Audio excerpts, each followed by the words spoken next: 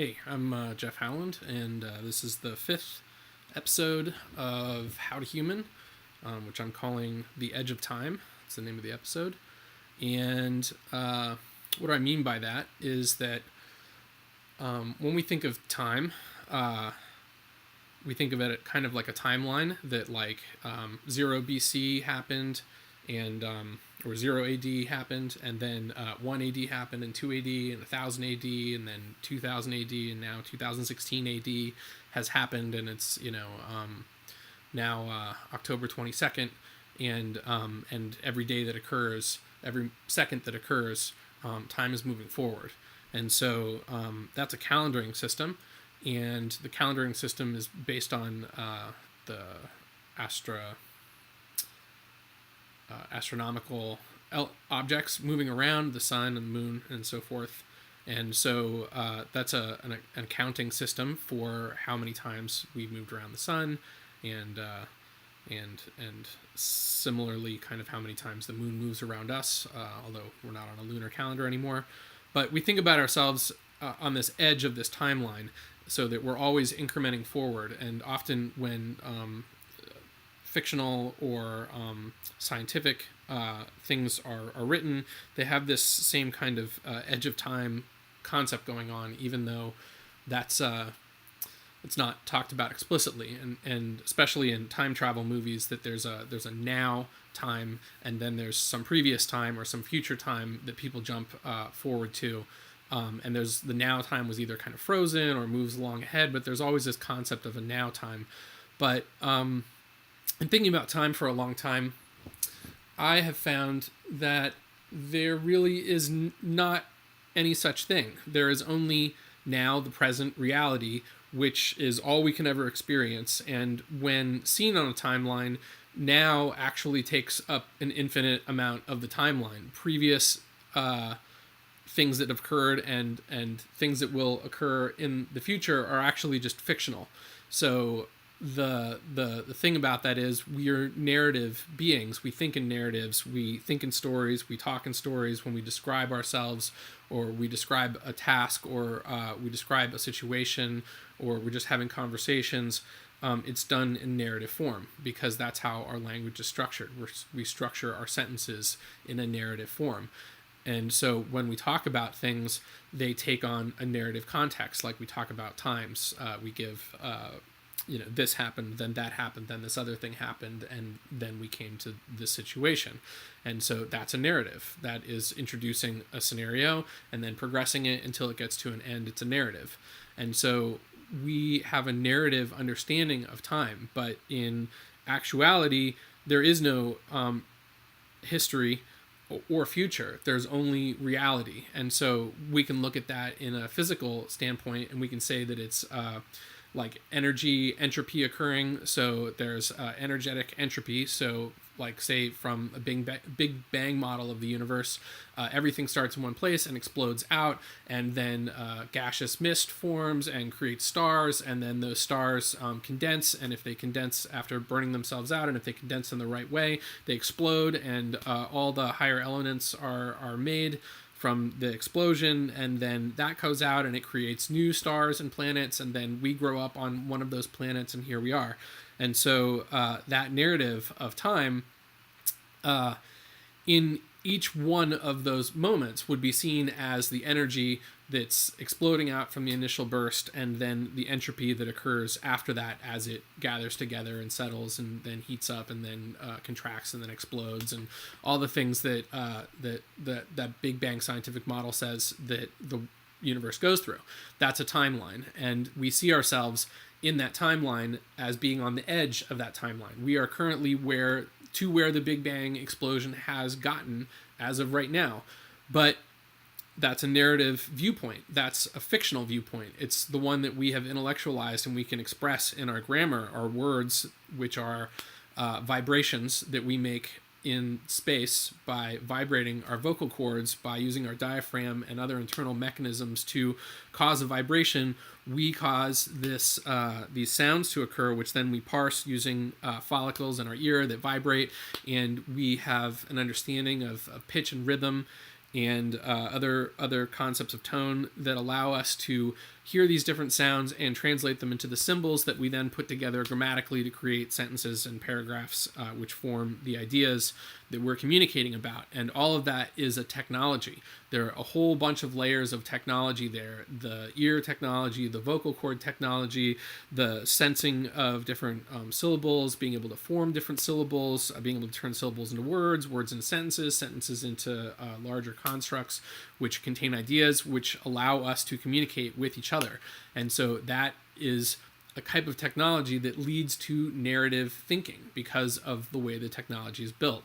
And so that's important to understand, because anything that we think about has that narrative flavor, and that's different than reality. Reality is what is, so my hand is a thing, it exists, and it exists irregardless of what I say about it. The way that I shake air with my vocal cords to communicate ideas does not change the way that my hand is, except for the fact that the air would be modifying my hand by hitting it, with the little vibrations, which we know is not a big deal in the way that we think about it.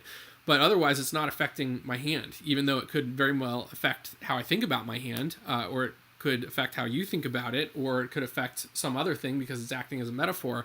So all of these things are part of the technology of communication.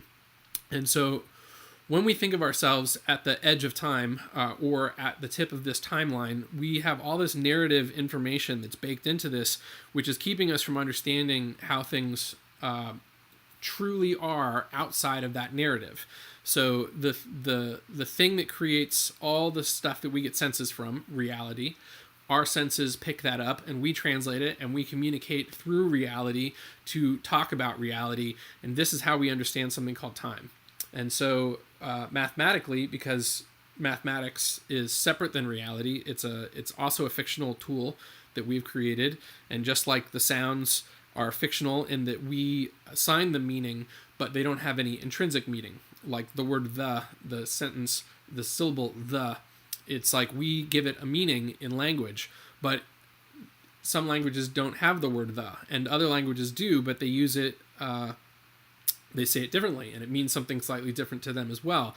That's why we know it's a technology. It's not real. Whereas this snapping sound, this is something that everyone can perceive in whatever way their senses work. So, for instance, if someone's deaf, they'll perceive it through just the vibration that they'll feel through their skin kinetically. They'll perceive it kinetically, and perhaps through some other senses that I can't think of right now. But normally people would hear that, and they would hear the sound, and it would shake the follicles in their ears, and then they would be able to hear the snap. And then they would also feel it with their body.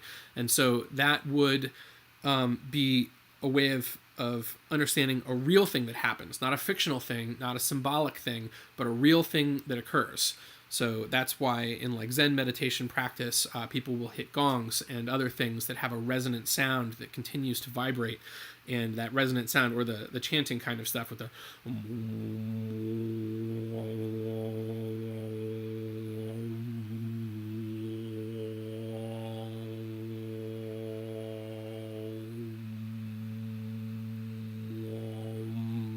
this kind of thing. I'm not very good at that yet. I'm still working on it. But that kind of chanting thing has that same, you're listening to reality, the vibration of the gong. I guess I do have a little gong over there, but I'm not going to hit it. It's the vibration of the gong, or the chanting, or whatever kind of thing that people are trying to listen to. The idea is to connect with reality and stay connected with reality, something that's truly happening, and to let the symbolic processing in your head, the words and meanings and ideas, let that drift away for a period of time, because that connection with reality will stabilize you. And that's why people who do a lot of that meditation and monk type people, they have a sense about them when you meet them that they're a little more relaxed and maybe not so uptight and agitated, and maybe not so quick to respond emotionally in a negative way, although maybe still quick to respond in a positive way. And so that is something that is not necessarily going to be true for everyone, but that's something that you can get out of doing more of this kind of paying attention to nature. So anyway, this is just to establish this kind of edge of time concept. And so there's a lot of interesting things that come from this concept of being on the edge of time, being the result of everything that's come before us, because that's what we are. So if, from the Big Bang model of the universe, we're 15 or 16 billion years old as a universe. I think that's right. Something around there. And it's like we are the result of that 15 to 16 billion years of things occurring. And evolutionarily speaking, we are the result of 100 million years of mammalian life and like almost a billion years of genetic life, DNA life. I think it's something in those timelines. And so there's quite a lot of living that we've done to get to where we are. And so biologically, we've progressed quite far from that model. And that model is one of many models. And it's an interesting one and a good one to learn. But there are many other models that are also useful for this. And I'm only mentioning that because if I'm going to leverage one model, it doesn't mean that I think it's the most true model, but I think it's a generally accepted model and one that is good to learn in terms of allowing yourself to think about life and growth. It's a good model. So one of the interesting things about being on the edge of time, the latest model in all the generations, is that we think of ourselves as the smartest. And I don't think that's a very intelligent thing to do. When you think of yourself as the smartest, you're discounting the people who came before you, who lived full lives. They lived until they died, each of those people. And so to think that we're the smartest generation is to preclude all of the really brilliant thinking that went on before we got here. And to not include them is to ignore their contributions and to lose it, and that is not very smart behavior. To throw away all the efforts of the people who came before us is not smart behavior. And so there's a couple areas that we don't do that in some sciences and some histories and things like that, art history, literature history, various sciences. They try to collect up what they consider to be the best of, and they try to archive other works.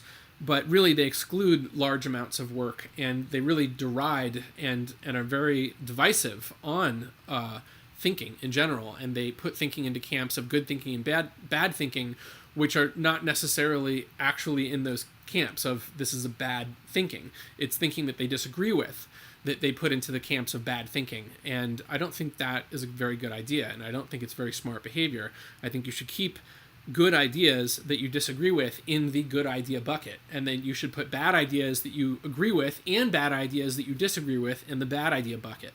And I think that being able to make those distinction of good ideas I agree with and good ideas I don't agree with but are still good ideas is very important. And I think that that because we are on the edge of time, we see ourselves and we often tell ourselves, oh, look how smart we are. We have flying cars and jetpacks, and we eat food out of tubes. Oh wait, no, that was the earlier 20th century version of being awesome in the future.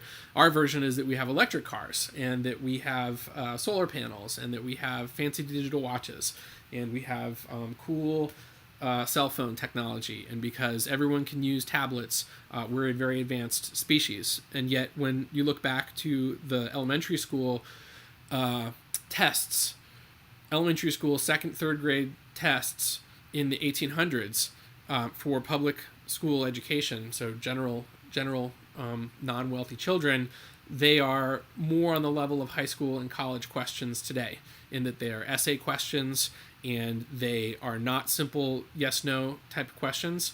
They want explanations of what the children actually understand. And today, that has been removed from most of our primary and secondary and tertiary education in many ways. And so we are not at the forefront of education, because children back then were being educated better than our young adults are today.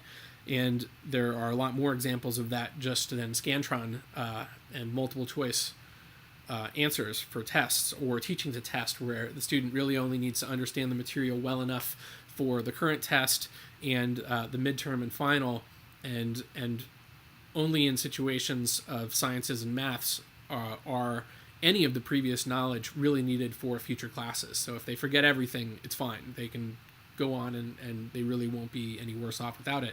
And in fact, most of the knowledge that people learn is not knowledge that they'll use in their lives, and most people forget a lot of the things that they've learned in school, and yet they still feel that's important.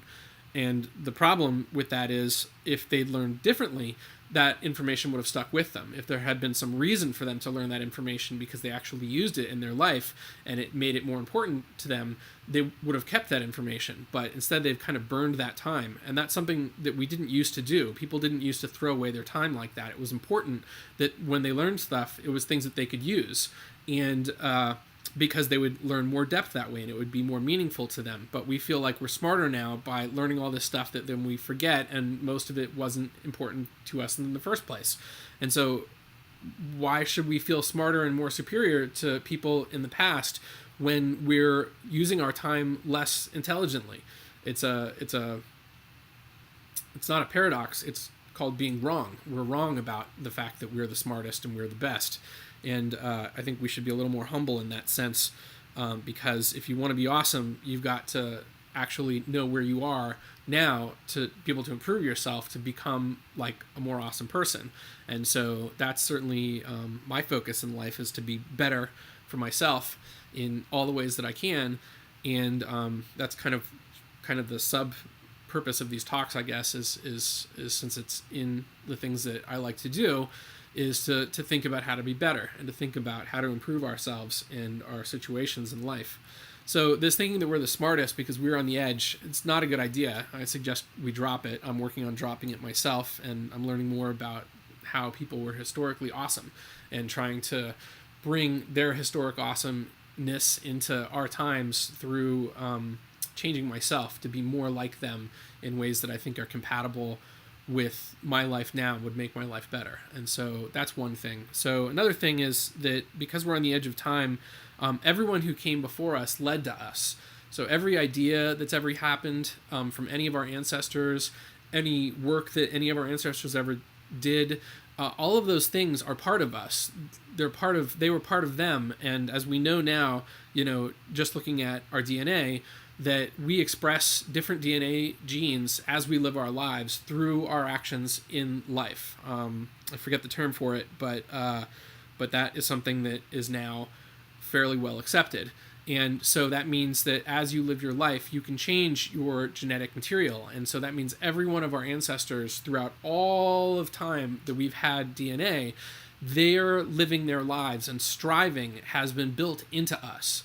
And so there's this weird thing that's going on right now where there's a lot of kind of very self-destructive and end of days, doomy kind of scenarios stuff going on that has now gone mainstream, where it used to just be very fringe. It used to be very fringe that people would consider there to be an end of the world kind of thing. But with year 2000 and the 2012 and all of the zombie movies and apocalypse movies and just all the craziness that's going on, the maybe World War III that's starting, and World War I and World War II, and the Cold War from the last century, and all the dirty wars and all the other stuff going on, it seems like this end of days apocalypse, zombie apocalypse, all this stuff that the media is also presenting us, Ebola, everything is going to kill us, fear, fear, fear, fear, fear.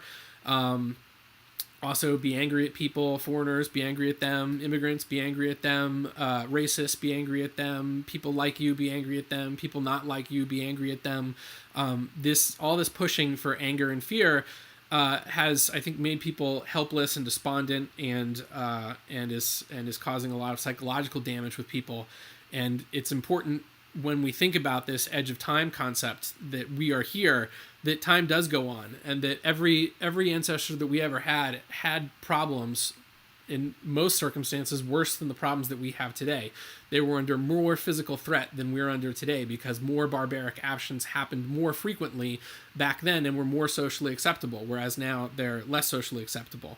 And even in the last century, where more people were killed in war than ever before, what we need to look at is why that happened. It wasn't that just like random neighbors killed each other in greater numbers than had ever been done before, and that's what caused the 20th century's like highest body count. The reason is that there essentially was a war machine that was started with World War One and the wars that came up to World War One to enable it through military technology, increasing in this fashion to World War II, which is an even bigger war, into the Cold War, which was a fully permeated war into all levels of society. Everyone was afraid for their lives in the Cold War because of the threat of nuclear annihilation. And so this concept that the world is going to end has been increasing. The nuclear annihilation certainly scared everyone for, that entire generation.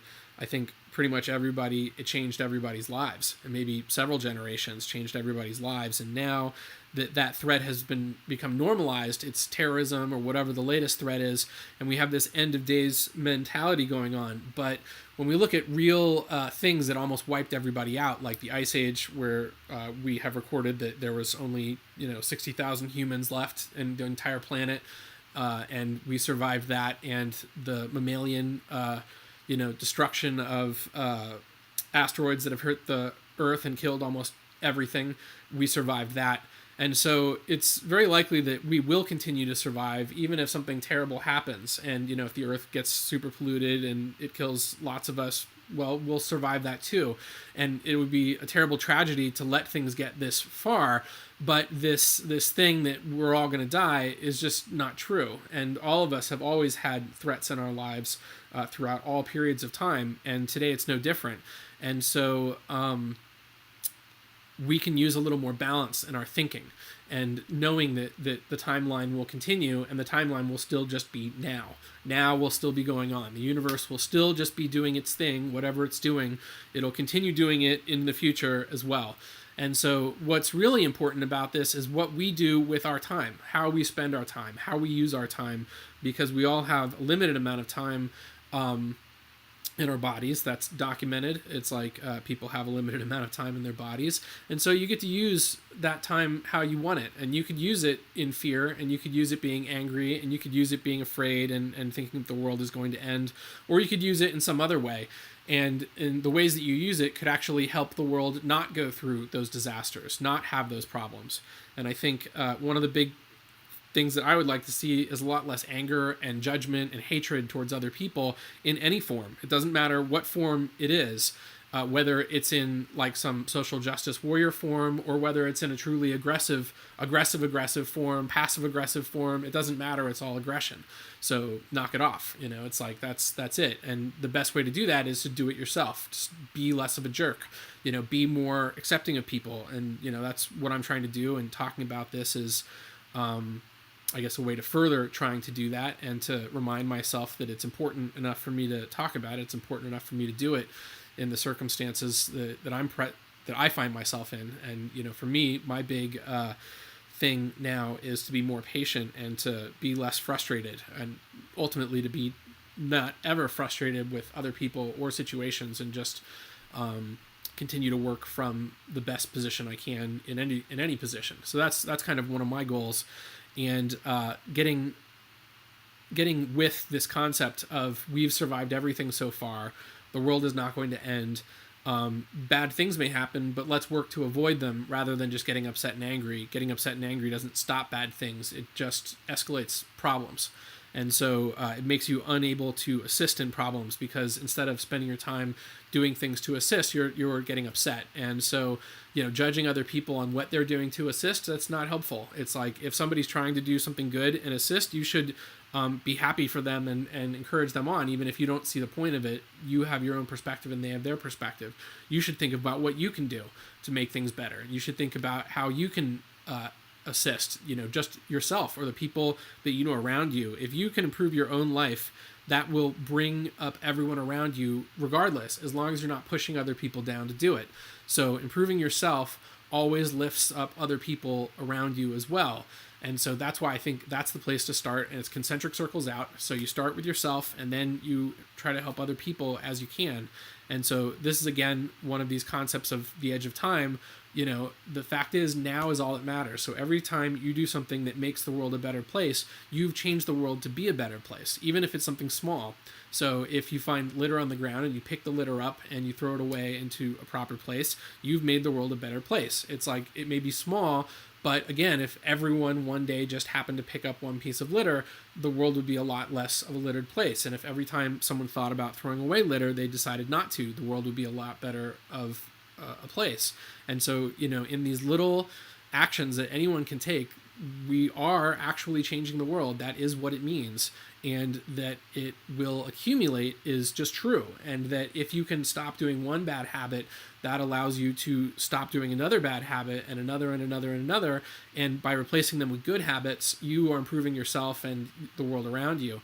And so when we think of ourselves in our place and time and with what's going on right now and all the kind of craziness out there and the division that's going on and how separated people are, instead, think about it a little more like we're experiencing a reality that's always here.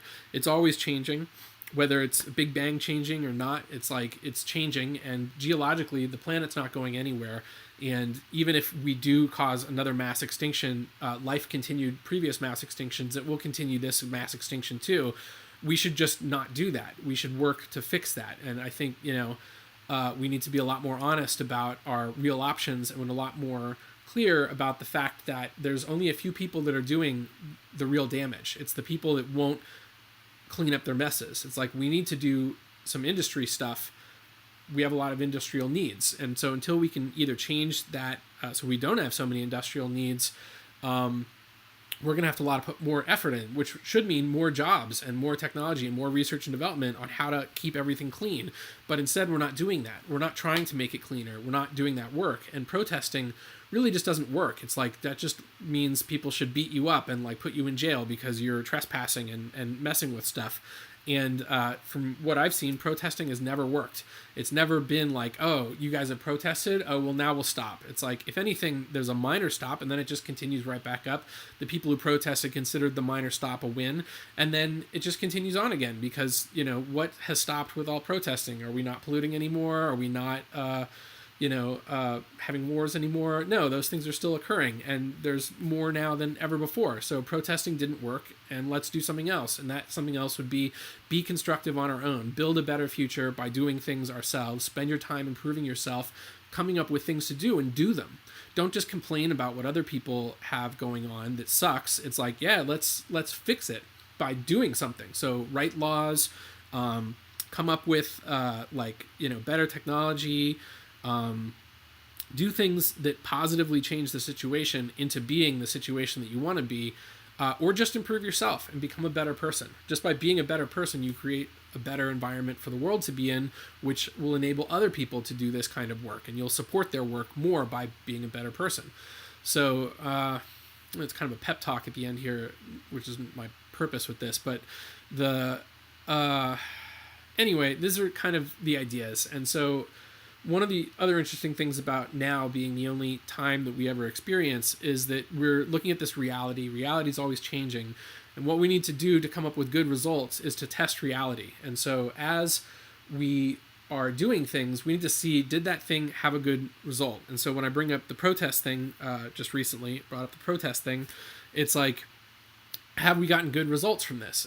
And my answer is, I don't see the good results. I don't see the benefit of having done this, rather than putting that energy into something else. All I can see is that it seems to be complicated, and so people aren't doing it. But I think, the big thing is we have to kind of rethink how we want to look at all this stuff. And I'm just going to wrap up here. It's like I'm almost out of this space too. So see you next time. I think we'll be doing values and systemic thinking.